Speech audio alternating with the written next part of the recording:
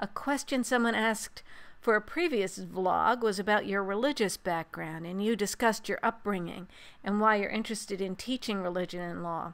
Could you elaborate a little on your present spiritual or religious views? Well, I'm not thinking of any religious concepts at the moment. But, you know, there are lots of things about me I don't talk about. Isn't that one of them? Even though I talk about religion all the time. I don't talk about my religion. Maybe if I did, you wouldn't like me. Oh, what on earth are you drinking, Althouse? That's not even one of the questions. It's called Green Goodness. Just some crap I buy at Whole Foods when they're out of Sea Boost. I prefer Sea Boost. And I'm a little worried about this. Why is it so green? I'm a little afraid it's got broccoli in it, which is disgusting. And also I'm actually pretty afraid it's got algae of some kind. Brett says, I love your photography. I was just curious if you get any inspiration from a particular source and how you got into photography. I just do photography as an aspect of walking around, in just being in the world, going places, and trying to intensify my vision. You know, just the process of looking at things. Photography focuses you on that. Peter says, what do you find most annoying in political discourse? I find boring, repetitive arguments the worst thing. Just the way, like, sometimes a whole lot of blogs will all just start saying the same thing, like, Althouse is an idiot. Or Althouse is crazy. You know what I mean? And then they all just say the same thing, and then it's sort of like, well, if everybody says it, it must be true. Ha ha ha. Maybe it is true. Do you have a favorite photographer? Do I have a favorite photographer? I like Henri Cartier-Bresson. Adrian said, can you do your whole vlog in creaky voice? Okay, I think creaky voice is sort of like this. Have you ever been recognized in public by a reader or viewer? And did it freak you out? Well, it kind of freaked me out.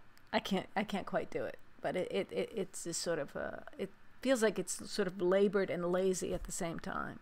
It's sort of like, well, I don't really have the energy to actually open up my larynx. Huh. Sloanosaurus said, do you think because life has become so good for most people in America, it breeds resentment and causes things like Congress with a 15% approval rating? So you're saying we're spoiled? Is it that, are we spoiled? Well, we're cranky. We're creaky and we're cranky. Mortimer Bresner said, I forgot you were coming to New York. What's the youngest you go? Well, he assumes I go. But isn't it half your age plus 7? That's what they say for men. So 35. Am I doing creaky voice? Am I lapsing into creepy voice? Bissage said, how about Lance's idea in this thread? I think that was something about who would play my life in a story of my life, and the suggestion was Julianne Moore. Well, I've been told many times, such as it is, that I look like Julianne Moore, or that Julianne Moore looks like me. Maybe, you know, especially back when Boogie Nights was out, people really thought at that time the way I looked, the way she looked in that movie, I felt a little embarrassed because she took off her clothes in that movie.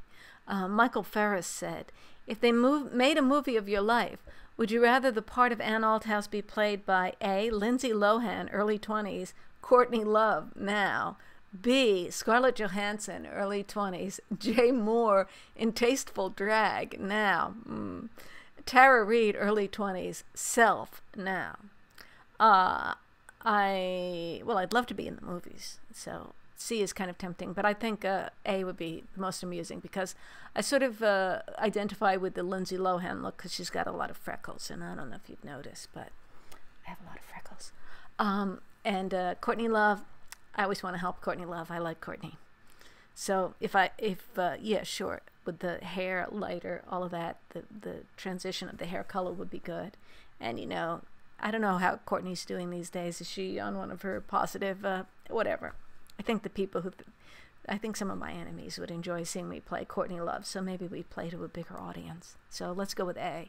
Michael Ferris, P.S. No mixing and matching. I know how these games are played. It wouldn't be any fun if you could mix and match. Maxine Weiss said, Elvis Presley is alive. and he asks you, Althouse, to dinner. And now, he'd be old, like, he'd be 70, right? But you have to decide the topics of conversation.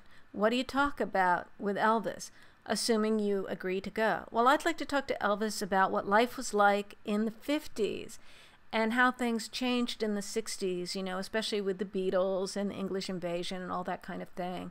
And I'd kind of like to talk to him about 60s music. Did he feel good when the Beatles said he was the king? And did he feel kind of out of it when, you know, he was putting out songs like Return to Sender, when all this cool English stuff was going on, and then he was making these sort of horrible movies. Did he actually think those movies were good? What was it like? What's Shelley Fabares really like? You know, what was it like with Mary Tyler Moore? Wasn't she a nun in that movie and all?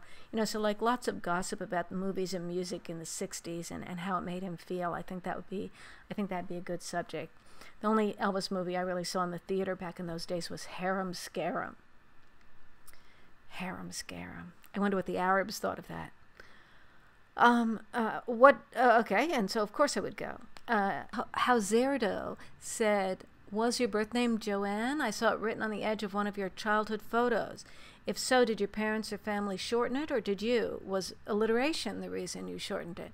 No, my name was not Joanne. I think the photograph that you saw just had the imprint of the photographer, Joanne, on it, so that was not me.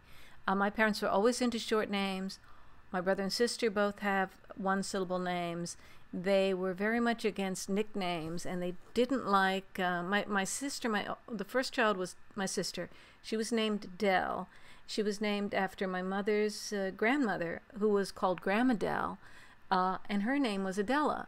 And my mother just liked the name Dell and didn't like the idea of making a nickname out of it, so she was never called Adele or Adela. She was called Dell. Of course, that meant that she was constantly asked what her real name was, and she had to say Dell. And then they followed suit. Well, I think they wanted a boy, so they could name him George. George was the family name in my father's in my father's family. His father was named George, so they were definitely going to name the boy George, and then I turned out not to be a boy, so they had to come up with something for me. So they had Dell to be named after Grandma Dell, but called only Dell. And they had George to be named after Pop, you know, my father's father, George. And then they just had to come up with something for me. So they just came up with, like, what's the shortest, simplest possible name, the plainest name on the face of the earth for a girl. And not even with an E. But I'm fine with it. It's streamlined. It's sleek. And it's like an article. It's like being called or the. Hauzerdo said, oh, I thought of another during the organic coffee Q&A session. Organic coffee Q&A session. I noticed you leaned into the... Oh, that was the instant coffee. Yeah. You leaned into the camera sometimes, maybe for emphasis, not sure. I don't usually watch vlogs, so I'm not sure if you always do this, but for some reason it reminded me of Little Edie. Is that intentional on your part? Oh, Little Edie, I have my best costume for the day. Did she really have hair, Little Edie? Or was she always This is the style.